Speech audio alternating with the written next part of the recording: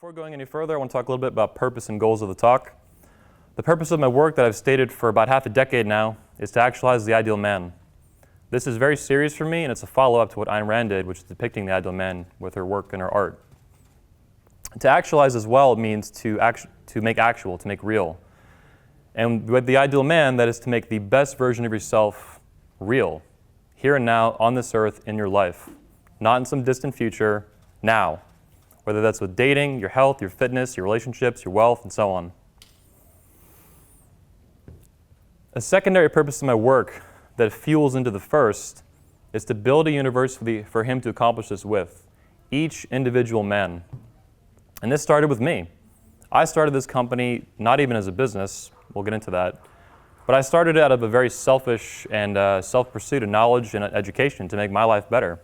I wanted to become the ideal man of my own life and my own vision and have success in these different areas with health and fitness, and especially with women, which was the initial and original pain point that caused me to pursue self-improvement.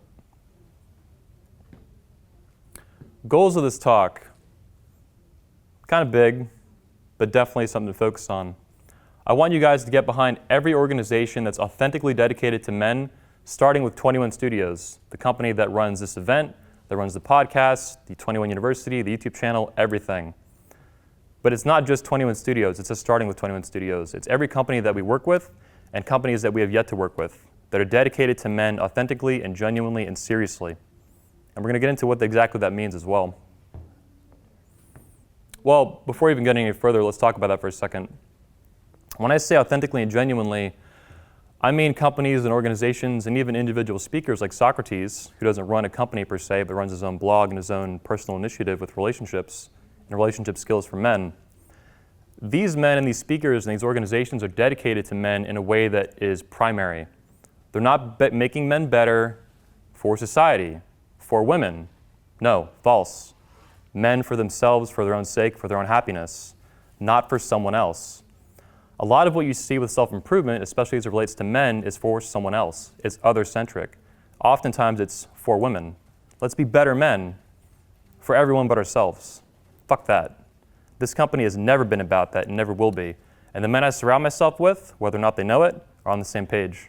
That's important, and you need to keep that in mind when you support a company that's dedicated to men and presenting themselves as self-improvement for men in some way, regardless of what the field is, dating, relationships, health, fitness, and so on.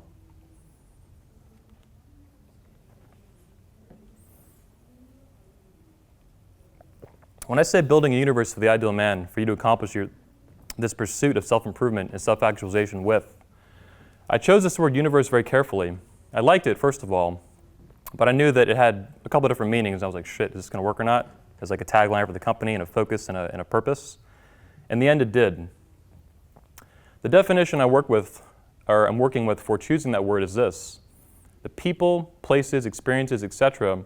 that are associated with a particular person, place, or thing. So clearly, when I use the word universe, it's not the grand definition, literally everything that exists.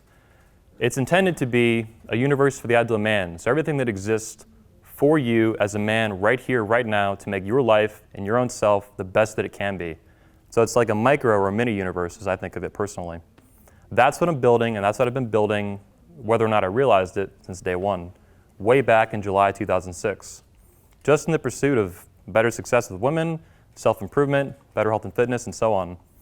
I've been building a universe slowly, bit by bit, as time goes on.